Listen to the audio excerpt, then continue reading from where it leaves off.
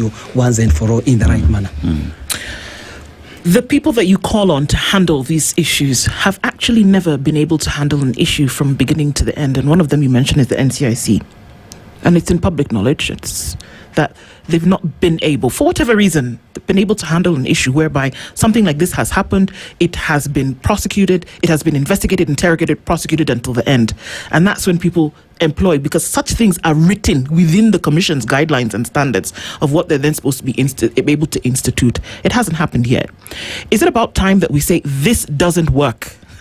This NCIC that you mentioned, it does not work. Like Dennis has talked about, how many police stations are within the vicinity of ACK, of All Saints Cathedral? How many? If you want to go up Valley Road, if you want to go into the city center, if you want to go left to Nairobi West, if you want to go right to if you want to go right to Nairobi West, if you want to go left to Westlands. Central Police Station is right up the road. If you want to say that actually they were employed, there is a police station in the middle of the CBD. Apart from that, there's Parliament. Less than 100 meters from ACK. What are we talking about? If we want to be really serious about some of these things, I think we mollycoddle the situation. It's like that proverbial puppy that you pick up in the middle of the road and think, oh, what a cute puppy, and then it grows up to be a wolf that will eat you. And so right now, there's a lot of cuddling the enemy. And are we afraid to call something what it is for fear that we might ruffle feathers somewhere? Is the church afraid to say, this is unacceptable, it is criminal, should not be happening? You know why? The people who were hired themselves spoke up and said, we were hired, we received money, we know who these people are. We had orders. Why would that situation not have been arrested to date? Today is Tuesday. This thing happened on Friday. Why would that not happen? And why do we still want to say, okay, maybe you guys can do something about it? Like you're saying, this thing is going to eat away at Kenyans, at Kenya. And are we being too alarmist, or are we making too much noise? Or is it just okay?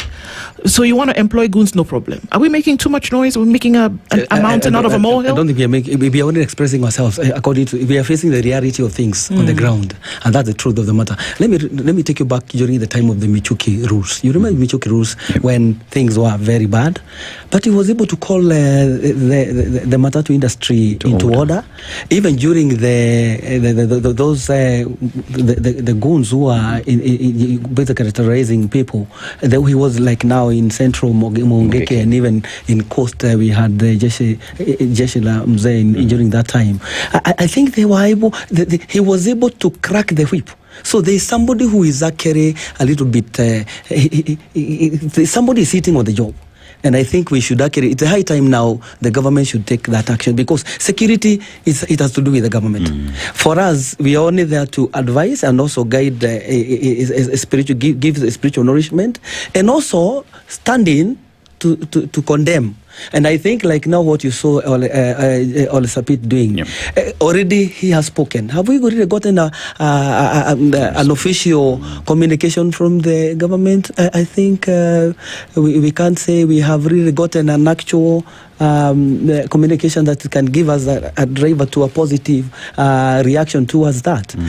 So to me, I feel, as the question has been placed by my sister, is that we need to really now act by telling the government, it's the time now, you people, you have to come and protect the Kenyans. What you talk about is political goodwill. You've given examples of Mwai Kibaki, and why he is being remembered is because at the time he had the political goodwill to make things move.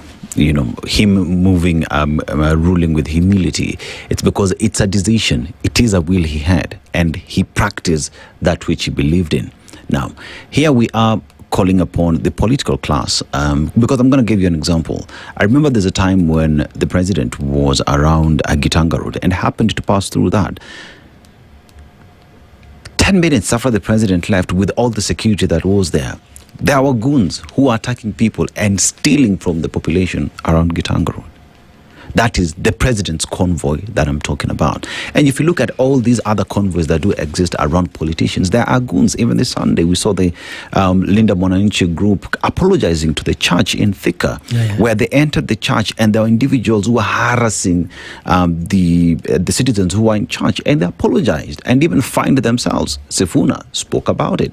Now, when you talk about political goodwill, Mishuki, as you say, had a political goodwill to handle the problem. Are we seeing political goodwill in addressing this wolf that is coming to eat us? And in the absence of that, where do we go to? I'll take you back to the story in the book of 1 Kings chapter 12 in connection to King Rehoboam, the son of King David after he passed on. And he was approached by the elderly group and told them, you see, we are really carrying a heavy burden. Please lighten it for us. Unfortunately, advisors play a great role. Advisors, and I repeat again, advisors play a great role, because the advisors to King Rehoboam by that time, they advised him that lighten it up, because these people you'll be able to serve them better. Unfortunately, he decided to go for the younger advisors who are there, who led him in an opposite direction. What happened? It broke the one united Israel into two kingdoms, the northern and the southern. So sometimes also listening keenly to advice, just like the way you see, I have to listen to the question and then I answer. I cannot be able to interject in the middle because there must be the sense of the whole state. I have to listen to the whole statement. The same case applies to our government. I plead as a clergy and as a bishop that is high time now they have to listen to Wanjiko. And we are it's only a matter of just doing what is right. Because security, I believe, if a murder is committed, and within a few hours or within 12 or 24 hours, they have gone all the way to Kakamega or wherever, or Busia, at the end of the border, getting the person who did that. Why not here at CBD? At Osage Cathedral, and this is a sacred place. These are Kenyans who are trying to exercise their freedom of expression. They were not doing anything. They were not coming up with other ideologies. That was it. So that's what I'm saying. It has really made us feel there is a disconnect. And that disconnect, as much as we are praying, there is always the aspect of what God says that you also have to act and ask yourself which is the way forward. And I think the way forward is for us to tell the government, I think it's a high time now. This monster, it is growing, and